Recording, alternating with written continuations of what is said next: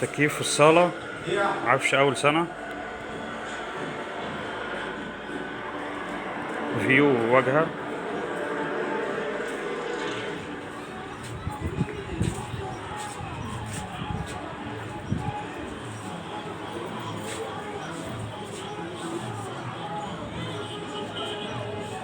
تحت كل الخدمات. الحمد لله. انا شرف لي ان انا اتعاون معاك يا اخ زياد. احنا ربنا بنشوفها بالشباب ازاي. توكلنا على الله. 2 حمام.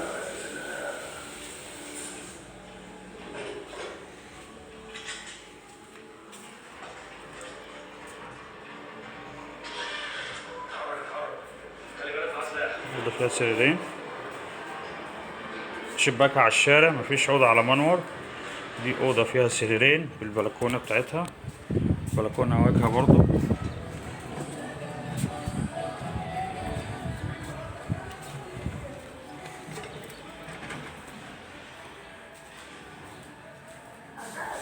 الحمام التاني.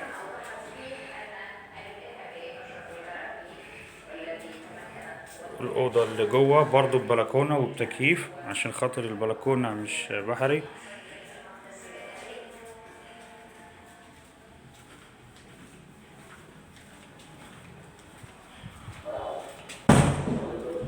المطبخ حاجة سوبر لوكس.